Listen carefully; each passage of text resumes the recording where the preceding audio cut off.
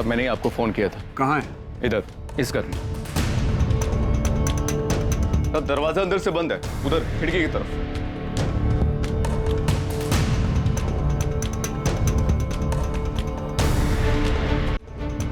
तीनों लड़कियां घर में अकेली थी? घर वाले कहाँ हैं? कहीं शादी में गए, फोन कर दिया, बस आ ही रहे। अग्रवाल, दरवाजा खुलवाओ, ना खुले तो तोड़ दो और तुरंत फॉरेंसिक वालों को भी बुलाओ। आपने लाश कब देखी? साहब हमने नहीं देखी, वो तो हमारे दूध वाली शाम ने कई बार आवाजें दी, लेकिन अंदर से किसी ने जवाब नहीं दिया। तब उसने खिड़की से सब कुछ देखा और शोर मचाना शुरू किया, तब हमें पता चला। घर में कौन कौन रहता है? यहाँ 3 भाई रहते। बड़ा भाई ज्ञान चौहान, उसकी एक बेटी है किरण, जिसकी शादी हो चुकी है। दूसरा भाई कुंदन, उसकी पत्नी है सुनीता। एक बेटा है प्रकाश और एक बेटी है सुमन। ज्ञान जी का सबसे छोटा भाई सुमित और पत्नी गंगा, जिसकी 2 बेटियां रहती, काजल और पायल। साहब इनके साथ बहुत बुरा। इन बच्चों को कोई कैसे मार सकता है? सर,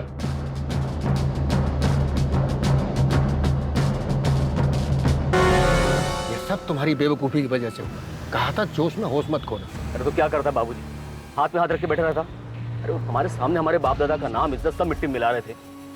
अब कुछ तो करना ही था ना। बस कुछ करने के चक्कर में अपना घर, अपना गांव, ये सब छोड़ करके छुपके भागना पड़ रहा है। मुझे तुम्हारी बातों में आना ही नहीं चाहिए।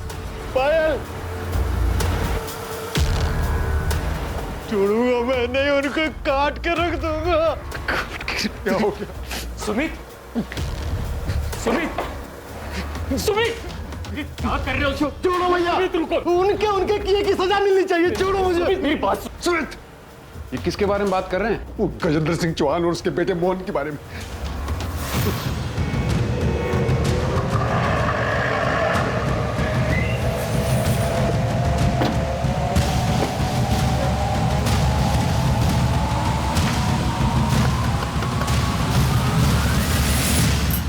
क्या हुआ साहब? गजेंद्र चौहान और मोहन कहाँ हैं दोनों? वो तो ठेकेदारी के काम से लखनऊ गए हैं। वहाँ का पता? वो तो मुझे नहीं पता, लेकिन साहब मैं सच कह रही हूँ, उन दोनों ने कुछ नहीं किया है। अगर ये सच है तो ठीक है, वरना मर्डर की प्लानिंग करने में और अपराधी को बचाने के आरोप में तुम भी जेल जाओ।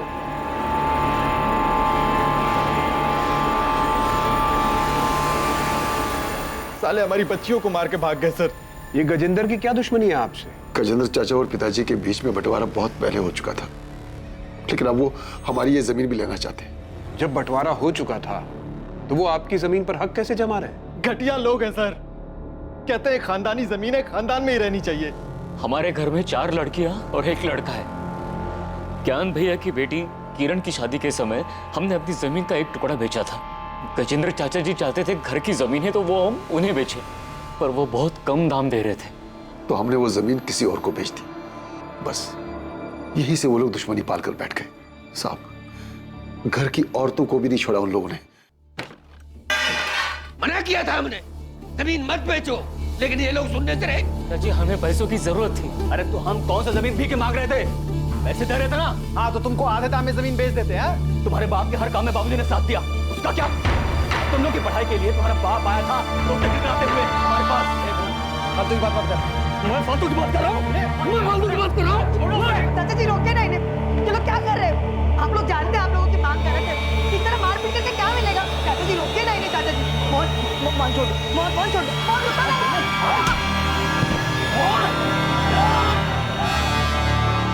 आपने पुलिस कंप्लेंट क्यों नहीं की थी साहब, अग्रवाल सबको पता है। गजेंद्र चौहान और उसके बेटे नहीं किया ये सब? हाँ साहब। गुड्डे लेके घुस गए और घर की औरतों के साथ भी धक्का मुक्की की। हमें बहुत डर लग रहा है, कमीने लोग हैं, वो किसी भी हद तक गिर सकते हैं। साहब हम सच कर रहे हैं, हमने कुछ नहीं किया है। बहुत चर्बी चढ़ी ना तुम दोनों को। लोगों के घर में घुसते हो, मारपीट करते हो, औरतों के साथ धक्का मुक्की करते हो, और तुम लोगों को लगा तुम्हें को कुछ नहीं बोलेगा। हाँ, छोड़ो यहीं पर। ये सब किरण की शादी के तुरंत बाद हुआ था, करीब 1 महीने पहले। उसके कुछ दिनों के बाद दोनों बेल पे बाहर आ गए। उसके बाद उन्होंने कुछ किया? नहीं साहब, वो लोग काफी दिन तक चुप थे। हमें लगा मामला संभल गया है, लेकिन फिर परसों हमने अपनी जमीन का एक और टुकड़ा बेचा था। उन लोगों को भनक लग गई तो कल मुझे रास्ते में उन्होंने धमकी दी थी। तुम समझदार हो, जाके समझाओ अपने भाइयों को, नहीं तो बेकार में खून बहेगा। फिर ऐसी हालत में आप शादी में कैसे चले गए? शादी में नहीं गए थे साहब, वो तो हमने पड़ोसियों को ऐसे ही बताया था। हम यहाँ पास के गांव बालीपुर में जाकर छुपे हुए थे। वहां सुमित की पत्नी गंगा के रिश्तेदार रहते हैं, तो हम सब लोग मेरे बेटे प्रकाश को साथ लेकर वहां चले गए थे। बच्चियों को अकेला क्यों छोड़ा? बालीपुर में हमारा कोई जमा हुआ ठिकाना नहीं था। हमने सोचा कि लड़कियां घर में ही सुरक्षित रहेगी, लेकिन हमें क्या पता था साहब, क्या आफत तो उनका यहाँ इंतजार कर रही। हम सपने में भी नहीं सोच सकते थे कि वो हमारी बेटियों के साथ ऐसा करेंगे।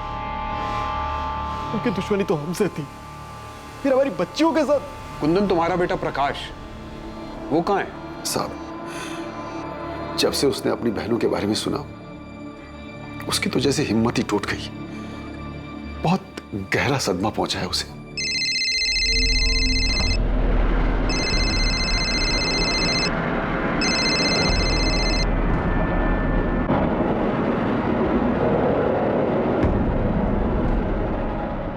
अरे प्रकाश, खाना तो खाकर जा बेटा। अरे नहीं माँ, मैं बाहर खा लूंगा। अरे थोड़ा तो खा।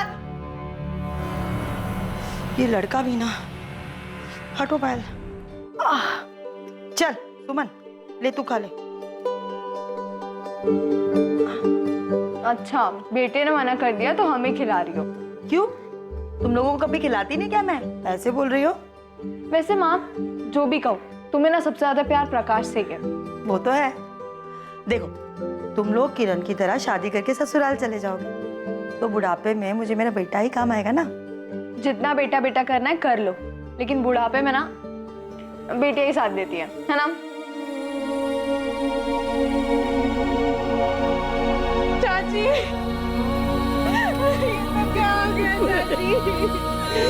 देखना मेरी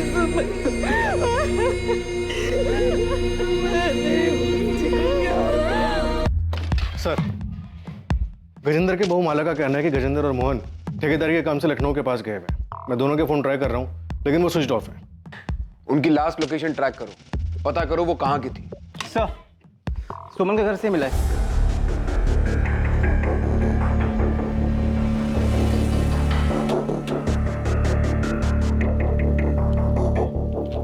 स्टेट सिविल सर्विसेज का लेटर है। सुमन का सिलेक्शन हो गया। इंटरव्यू की डेट भेजिए। बहुत मेहनत की होगी उसने अपनी जिंदगी में आगे बढ़ने के लिए। ये लोग सो रहे थे जब खिड़की से किसी ने गोली मारी, लेकिन इनकी डेड बॉडीज बेड पर ऐसे पड़ी थी मानो गोली लगने के बाद हिली तक नहीं। सर, वैसे इस परिवार के बारे में एक और बात पता चली है। गजेंद्र चौहान और उनके झगड़े के बारे में तो पूरे गांव को पता है साहब। कोई और भी है जिसकी उनके साथ कोई दुश्मनी थी? दुश्मनी का तो पता नहीं साहब, पर एक बात हुई थी। उनकी बड़ी बेटी है ना किरण, उसकी सास उमा और चाचा ससुर केशव, वो दोनों बहुत नाराज थे उन लोगों से। किस बात पर वो तो नहीं पता, पर गांव वालों को मैंने बात करते हुए सुना था। लेकिन सुमन के परिवार वालों ने तो ऐसी किसी अनबन का जिक्र नहीं किया। सर, वो उनकी बेटी किरण के ससुराल वाले, उन्हें लगा होगा अगर पुलिस के सामने ऐसी कोई बात बताएंगे तो किरण के ससुराल वाले बुरा मान सकते हैं और किरण किसी मुसीबत में पड़ सकती है। हाँ, लेकिन उनके घर की 3 बेटियां एक ही रात में बेरहमी से मारी गई। ऐसे में उन्हें हमें हर छोटी से छोटी बात, हर शक के बारे में बताना चाहिए था।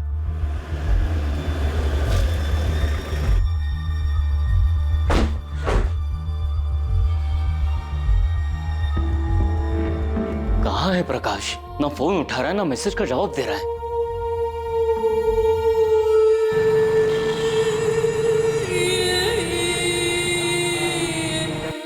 आप लोगों ने बताया नहीं कि आपकी बेटी सुमन ने यूपी स्टेट सिविल सर्विस का एग्जाम पास किया? कैसी बातें कर रहे हैं साहब, हमें तो इस बारे में कुछ भी नहीं पता है। कुंदन, सुनीता, किरण, क्या तुम लोगों को कुछ पता है? नहीं भैया, हमें तो कुछ नहीं पता है। आपकी बेटी स्टेट लेवल का एग्जाम पास करती है, उसे इंटरव्यू के लिए लेटर आता है और वो आप लोगों से कुछ नहीं बताती। क्या घर में उसकी पढ़ाई या फिर उसके काम करने को लेकर कोई मनाही थी? हम तो सुमन को हमेशा प्रोत्साहित करते थे और हमने अपने घर की बेटियों को कभी पढ़ने से नहीं रोका है।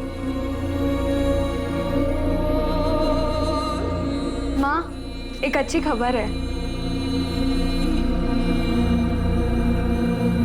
सुमन ने मुझे बताया था, उसने कहा था अगर वो एग्जाम पास हो जाएगी तो घर में सबको बता देगी। और जिस दिन हम घर से भाग रहे थे, शायद उसी दिन सुमन इस चिट्ठी के बारे में मुझे कुछ बताने आई थी। लेकिन फिर सुमन के पापा आ गए और इस बीच में सुमन का ये सब सही रह गया। ये लोग साहब, ये ज्ञान भैया की बेटी किरण है, उनके पति पंकज, और ये पंकज की माँ उमा जी। हमने सुना है कि किरण के ससुराल में और आप लोगों के बीच कुछ अनबन थी। नहीं नहीं नहीं, ऐसा कुछ भी नहीं था।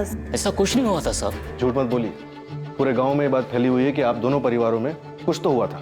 शादी में छोटी मोटी कहासुनी हो गई होगी, जैसे गांव वाले बढ़ा चढ़ाकर बोल रहे हैं। ऐसा कुछ भी नहीं हुआ था, हमारे यहाँ बिल्कुल सब कुछ ठीक था। तुझे पता है ये किसने किया था? नहीं, मुझे तो नहीं पता। तू कल रात को उसके घर जाने वाला था। देख, ऐसा कुछ नहीं हुआ, ना ही मैं वहां गया था और ना ही जाने वाला था। साले कमीने, मैं तुझे छोड़ूंगा नहीं। तेरी हिम्मत कैसे हुई? तुझे जो चाहिए था वो तुझे नहीं मिला तो तूने उन्हें मार दिया। अब तो तूने, मैं नहीं छोड़ूंगा। प्रकाश, ये क्या कर रहा है? मैं नहीं क्यों मार रहा है राहुल को? छोड़ दे। हटो यहाँ से। प्रकाश छोड़। Hello, police station. पड़ोसी तो बेकार की बातें बनाते ही रहते हैं साहब।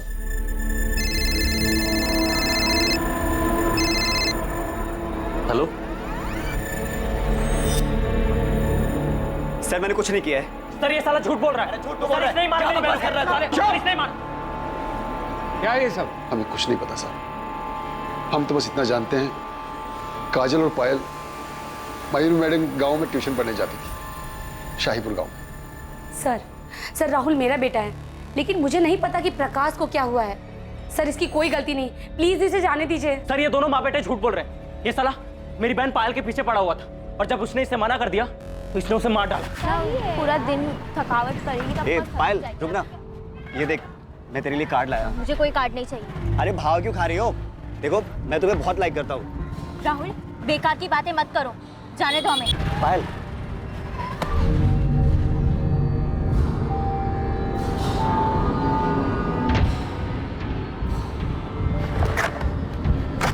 प्रकाश, ये पहली और आखिरी बार था, इसलिए तुझे छोड़ रहा हूं। आज के बाद अगर पायल के आसपास भी दिखाई दिया ना, जान से मार दूंगा तुझे। सर, ये झूठ बोल रहा है, मैंने कुछ नहीं किया है। साले झूठे, तुम्हें छोड़ दूंगा बोला तो। तुम ऐसे नहीं सुधरोगे, लेके जाओ लॉकअप में। अरे जा।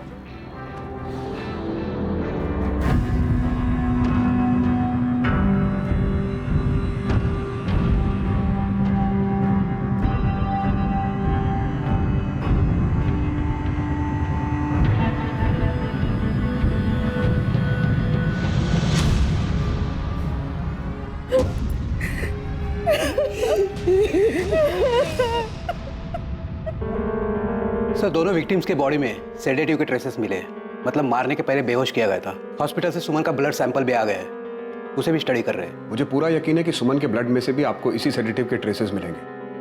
हमें पहले से ही शक था कि ऐसा ही कुछ हुआ है, क्योंकि तीनों सुमन, पायल और काजल सोते हुए मिले। गोली लगने के बाद भी उनकी बॉडी में कोई मूवमेंट नहीं हुआ था, क्योंकि उन्हें बेहोशी में मारा गया था। सर, मौत का टाइम रात में 12 से 2 के बीच का है और बॉडी पर गोली का इम्पैक्ट देखकर ये बात साफ होती है कि गोली जान लेने के इंटेंशन से बहुत करीब से मारी गई थी। सर, फॉरेंसिक टीम ने गोली और शेल से गन आइडेंटिफाई कर लिया है।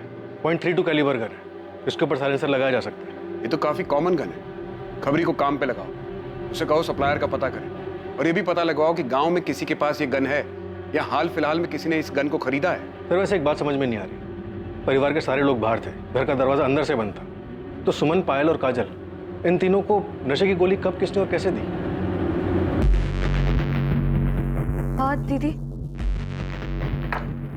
फैमिली को गजेंद्र और मोहन पर शक है। हो सकता है ये काम पायल के आशिक राहुल का हो या फिर किरण के ससुराल वालों का इसमें हाथ हो। तुम दोनों बच्चियों की बॉडी फैमिलीज को सौंप दो और प्रकाश को भी अभी के लिए जाने दो। अंतिम संस्कार के बाद बात करेंगे उससे। और सर राहुल, चलो जाओ बाहर। आप मुझे क्यों नहीं छोड़ रहे हैं सर? मैंने कुछ नहीं किया है। अभी बस इसको छोड़ने को कहा है।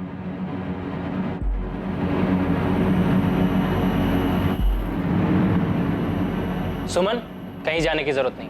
क्यों? मैं क्लासेस जा रही हूँ। कहा ना कहीं नहीं जाना। प्रकाश, ये अचानक क्या हो गया तुझे? बस माँ, बहुत पढ़ लिया इन लोगों ने, अब घर की बेटियां घर में ही रहेंगी। क्या बोल रहा है तू? क्या हो गया? बाहर लड़के छेड़ते हैं इन्हें। आप लोग क्या चाहते हैं? हमारी और बेइज्जती हो? बेइज्जती इनकी वजह से नहीं, तेरी वजह से हो रही है। खुद पढ़ाई लिखाई छोड़कर बैठ गया है और जो पढ़ रहे हैं उनके पीछे पड़ा हुआ है। इन्हें कोई कुछ बोलेगा तो मैं देख लूंगा। आपकी बेटियों को छेड़ते हैं बाहर लड़के। प्रकाश, तू अपने काम से काम रख। घर के मामले में बोलने के लिए घर के बड़े जिंदा हैं अभी, समझा तू? सुमन, तुम जाओ पढ़ने, तुम्हें कोई नहीं रोकेगा।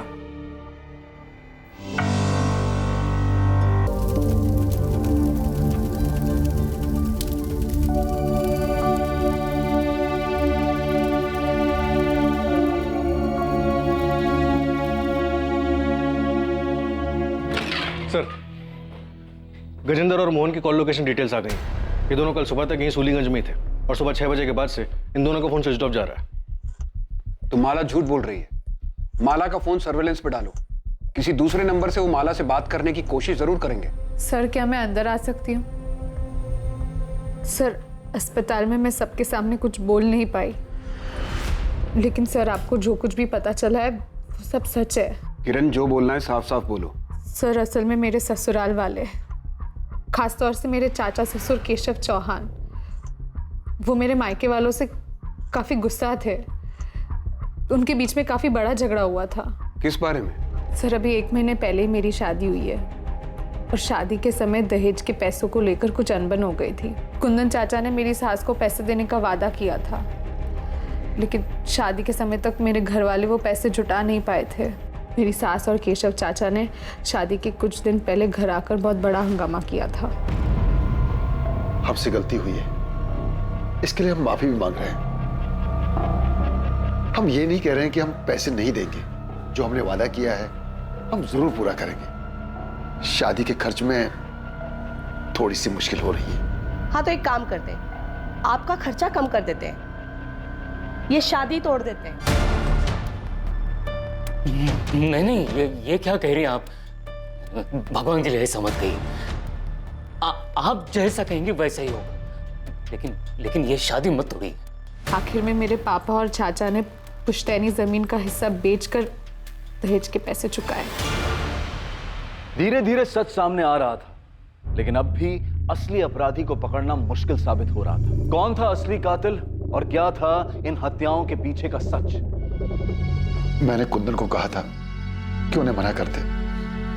हाँ, मैं वहां गया भी था, लेकिन मुझसे ना नहीं बोला गया। मुझे भी लगा वो लोग जो कह रहे थे वो सही कह रहे थे। हमारा पंकज जैसा लड़का सबको नहीं मिलता। बड़ी फैक्ट्री में मैनेजर है भाई। शादी के लिए तो लड़कियों की लाइन लगी हुई थी, पर उसको तो किरण ही पसंद आई।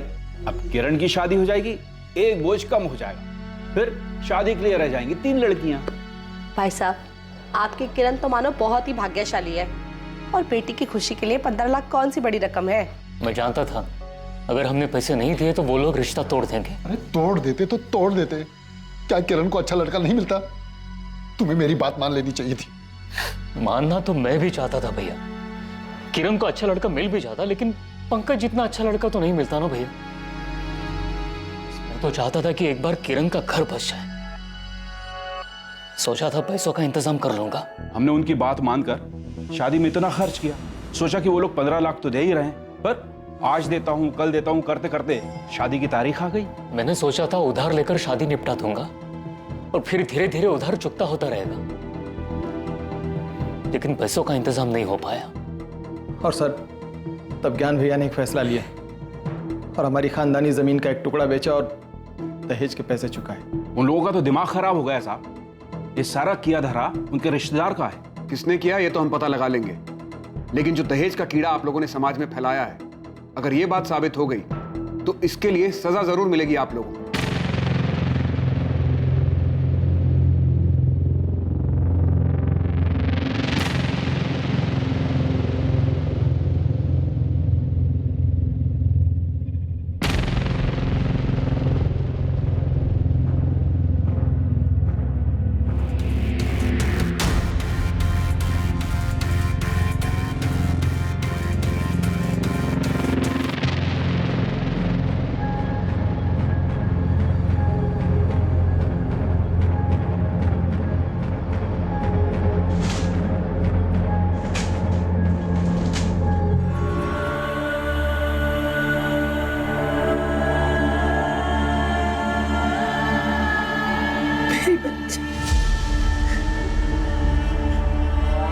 ऐसे कैसे उन लोगों ने दुश्मनी निकाली?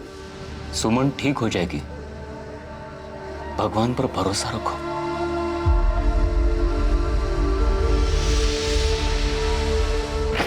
सर, वीरेंद्र और मोहन के फ़ोन अभी भी बंद आ रहे हैं, लेकिन माला के पिछले 72 घंटों के कॉल लॉग्स में 2 अलग अलग लैंडलाइन नंबर से कॉल्स आए, जिसमें एक नंबर पर 7 मिनट और एक नंबर पर 10 मिनट बात भी हुई है। ये माला तो कुछ बोलेगी नहीं और हम उसे अरेस्ट भी नहीं कर सकते। एक काम करो, कांस्टेबल से बोलो कि उस पर नजर रखे और एक गजेंद्र और मोहन के बारे में पता करो कि इनका कोई साथी या रिश्तेदार रहता है क्या कानपुर या उन्नाव में।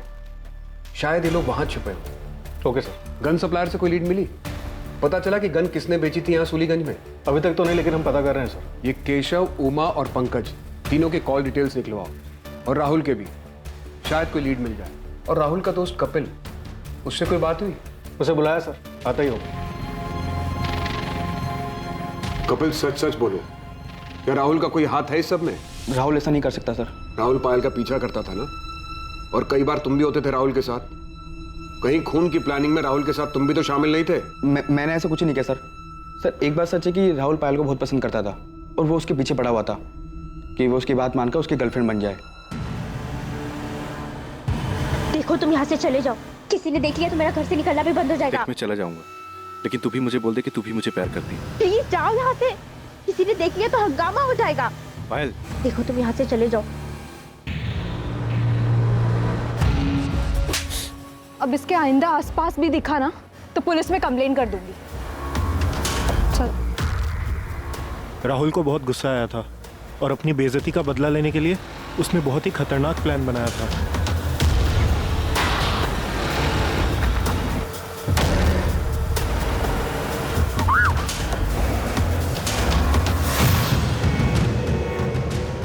अभी ना सिर्फ पानी फेंका है, अगली बार सच में से फेंकूंगा।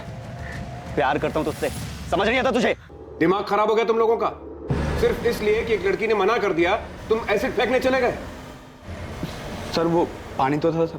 पानी तो था, लेकिन एक लड़की को डराने के लिए काफी था कि अगर वो उसकी बात नहीं मानेगी तो उसके ऊपर एसिड भी फेंका जा सकता है। कभी सोचा क्या गुजरती होगी उन लड़कियों पर? बस चल पड़े दोस्ती निभाने के लिए। ये नहीं सोचा कि किस ट्रॉमा से गुजरेगी वो लड़की। और क्या हुआ था? बस सर और कुछ ही नहीं सर। कपिल, मैं तुम्हें पायल को हैरेस करने के जुर्म में लॉकअप में डाल सकता हूँ, तो सच सच बोल दो। सर वो उस रात राहुल पायल के घर जाने वाला था सर। तो सच में पायल के घर जा रहा है? हाँ, मैंने सुना है कि प्रकाश उस टैक्सी वालों को बोल रहा था कि आज पूरा परिवार शादी में जा रहा है। आज सही मौका है। लेकिन उसने तो तुझे ना कहा था। तो जब मुझे वहां देखेगी ना कि उसके 100 बार मना करने के बाद भी मैं उससे मिलने आया, तो वो समझ जाएगी कि मैं उससे सच्चा प्यार करता हूँ। लेकिन उसने फिर से मना किया तो मैं उसे समझा दूंगा कि प्यार जब जुनून बन जाए तो क्या होता है, उसे हाँ करना ही होगा।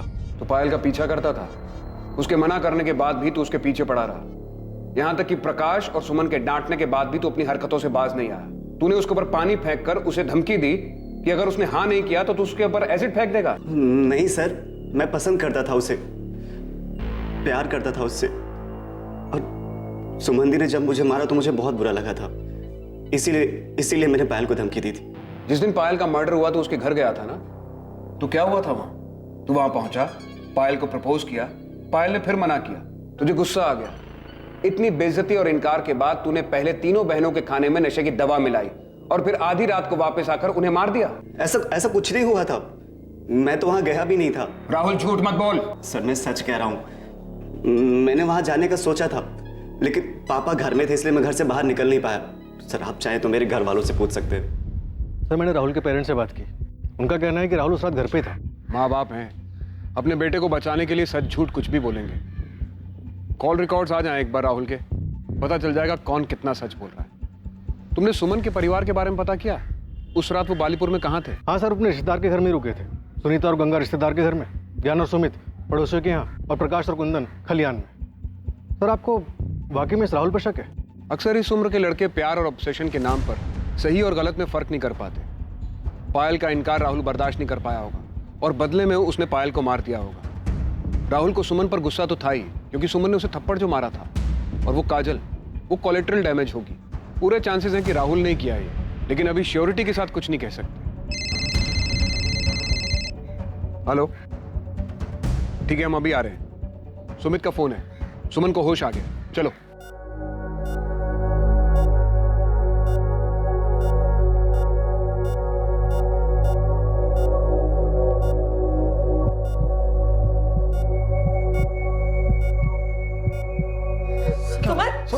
डॉक्टर डॉक्टर क्या हुआ? देखिए क्या हुआ इसे, डॉक्टर? आप प्लीज सब बाहर जाए। अभी तक ठीक थी डॉक्टर, क्या हुआ इसे? आप प्लीज सब बाहर जाए। Sister injection. क्या हुआ? तुमने तो फोन किया था कि सुमन को होश आ गया, फिर ये सब? हाँ भैया, होश आ गया था, फिर पता नहीं क्या हुआ, डॉक्टर ने हम लोग को बाहर निकाल दिया। और सर पता नहीं सुमन को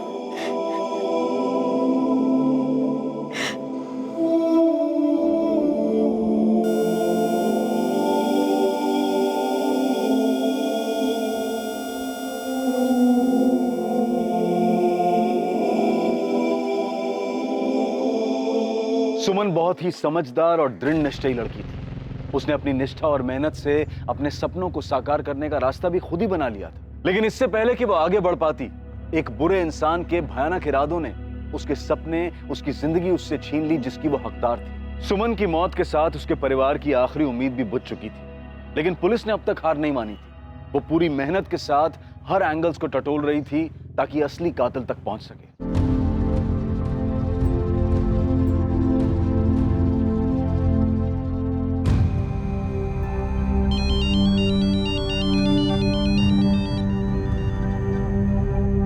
हेलो,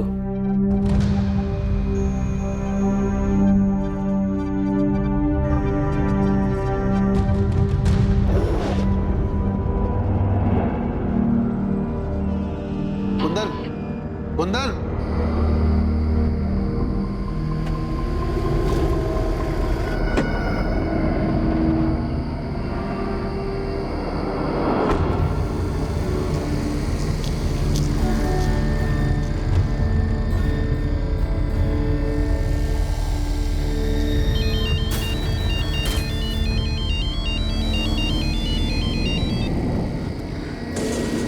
हाँ भैया। कहाँ हो कुंदन? भैया निसोली। वहां क्या कर रहे हो? बदला लेने आए हो भैया, छोड़ूंगा ना मैं मेरे को। किससे? किसकी बात कर रहे हो? Kundan, Kundan, Kundan, hello, hello. क्या हुआ? सर पूरे परिवार के फोन लोकेशन डिटेल्स और कॉल रिकॉर्ड्स आ चुके हैं। देखो शायद उसमें कोई लीड मिल जाए। क्या हुआ, आप लोग इतने घबराए हुए क्यों हैं? मैं कुंदन से फोन पे बात कर रहा था, एक चीख सुनाई दी, लगता है किसी ने उस पर हमला किया। उसने फोन भी नहीं उठाया। उसने कुछ बताया? कहाँ है वो? साहब उसने बताया कि निसोली गांव में है, कुछ बदले की बात कर रहा था। निसोली में कौन है? निसोली में हमारे दादाजी का घर है जो बहुत दिनों से बंद पड़ा है। आपके दादाजी मतलब गजेंद्र के पिताजी का? जी सर।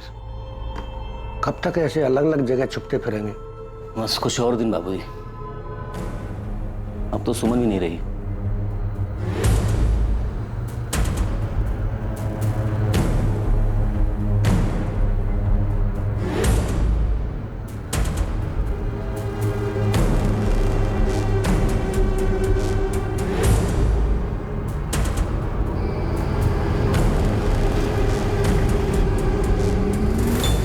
साहब ये घर है साहब। आओ।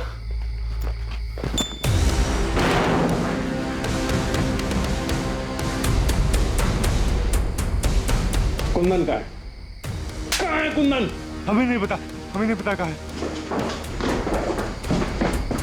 सर!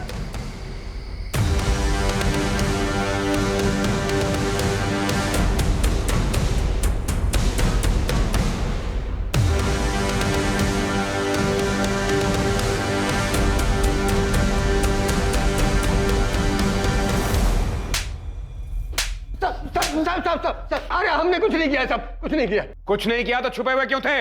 डर गए थे, हमको लगा कि वो सारा इल्जाम वो लोग हम पर डाल देंगे, तो इसलिए साहब हमारा यकीन कीजिए हमने कुछ नहीं किया। अरे हमको तो ये भी नहीं मालूम था कि वो अंदर अंदर पड़ा हुआ है। हम तुम लोग किसी भी हद तक जा सकते हो। तुम लोगों ने कुंदन और उसके परिवार को धमकी दी थी ना, उनके परिवार की औरतों के साथ मारपीट की और आखिर में बच्चियों को मार के अपना बदला पूरा किया। जमीन के लिए किया ना ये सब? अब हम मानते हैं कि हमने धमकी दी थी, सुनीता और गंगा के साथ हाथापाई भी हुई थी, लेकिन हमने कत्ल वाले दिन नहीं, उसे 4 दिन पहले धमकी दी थी। साहब हमने बच्चियों को नहीं मारा है, अगर मारना होता तो हम उस प्रकाश को मारते, बच्चियों को नहीं। अब चाहे तो जांच कर सकते हैं, उस रात हम उस घर के आसपास भी नहीं गए थे साहब। सर आपसे एक बात, ये बाप बेटा तो एक ही रट लगाए हुए कि इन्होंने नहीं मारा। मुझे भी लगता है कि दोनों सच बोल रहे हैं। तुम बताओ क्या बात करनी थी? सर ये देखिए।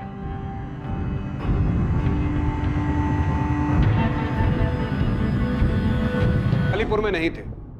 रात होने के बाद तुम वहां से निकल गए। सूलीगंज आकर तुमने सुमन, पायल, काजल को मारा और फिर वापस बालीपुर लौट गए। क्यों प्रकाश?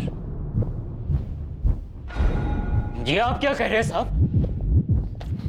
सर कहां गए थे तुम? वो देखो, झूठ मत बोलना। हमारे पास तुम्हारी सारी डिटेल्स हैं। सर मैं तो बालीपुर जाना ही नहीं चाहता था। वो तो पापा ने बोला इसलिए मुझे जाना पड़ा। वहीं पास के गांव में मेरे एक दोस्त का घर है, तो देर रात मैं वहीं चला गया था। आपको पता था ये उस रात वहां पे नहीं था? ये तो आपके पास ही सोया था ना? मेरा बेटा ऐसा नहीं कर सकता। तो फिर कौन कर सकता है कुंदन? तुमने गजेंद्र और मोहन का नाम दिया, हमने उन्हें तोड़ा, लेकिन कुछ हाथ नहीं लगा। उसके बाद राहुल का नाम सामने आया, वहां से भी हम खाली हाथ लौटे। उसके बाद तुम्हें कॉल आता है ये खबर देने के लिए कि गजेंद्र और मोहन कहां छिपे हैं। और तुम क्या करते हो? ये बात तुम अपने भाई ज्ञान को नहीं बताते, पुलिस के पास नहीं आते, सीधा वहां जाकर अगवा हो जाते हो। हम जानते हैं तुम्हारे बेटे प्रकाश ने कुछ नहीं किया। वो उस रात सूलीगंज नहीं आया था, वो वहीं बालीपुर के पास के गांव में गया था। लेकिन उस रात तुम यहां आए थे। ये रही तुम्हारी फोन की लोकेशन डिटेल्स।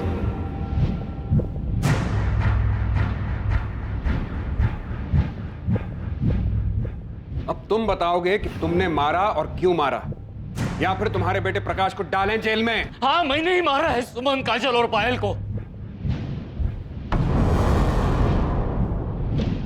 प्रकाश ने कुछ नहीं किया है, मैंने ही किया है सब कुछ। अच्छा प्लान बनाया था तुम, अपने घर की लड़कियों को मार दो और सारा इल्जाम अपने चाचा और उसके बेटे पर लगा।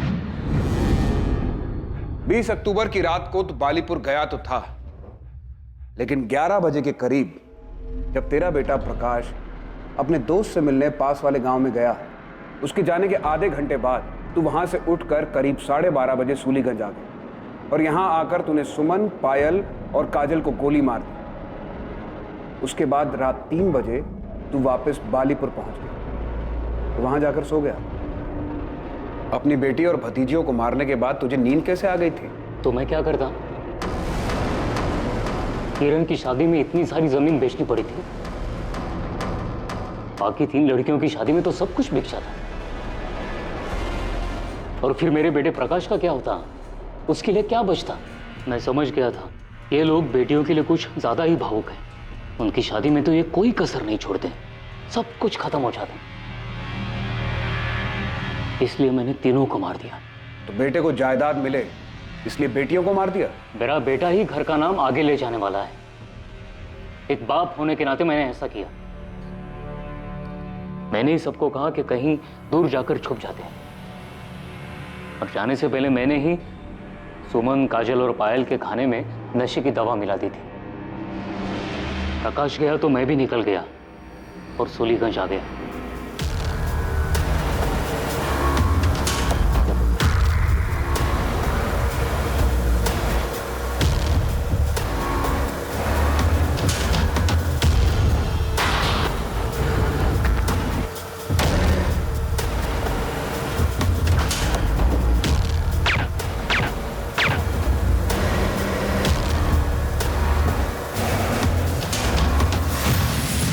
गन कहां से मिली तुम्हें?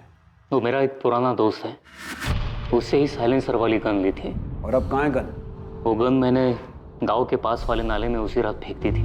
और तुम गजेंद्र और मोहन के पास कैसे पहुंचे? वही जो दोस्त है, मैंने उससे ही कहा था उनका पता करने के लिए। मैंने उसे कहा था गजेंद्र और उसके बेटे से बदला लेना है, क्योंकि उसने मेरी बच्चियों का खून किया है। मैं वहां से भैया को फोन करने वाला था, लेकिन भैया का फोन खुद ही आ गया। हाँ भैया। कहाँ हो कुंदन? भैया निसोली। वहां क्या कर रहे हो? कुंदन, कुंदन! मैंने ही आवाज निकालकर फोन कट कर दिया और वहीं से एक पत्थर उठाकर उससे अपना सर फोड़ लिया, ताकि सबको यही लगे कि गजेंद्र चाचा जी और उसके बेटे ने मुझे मारा है। और स्टोर रूम में जाकर खुद को बंद कर लिया।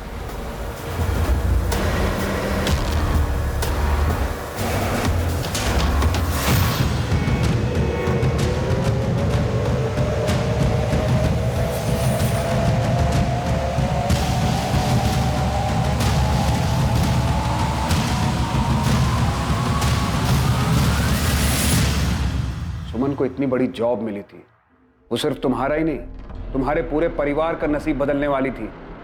और बदले में उसके अपने पिता ने उसकी जान ले ली। बहुत अच्छा इनाम दिया उसे।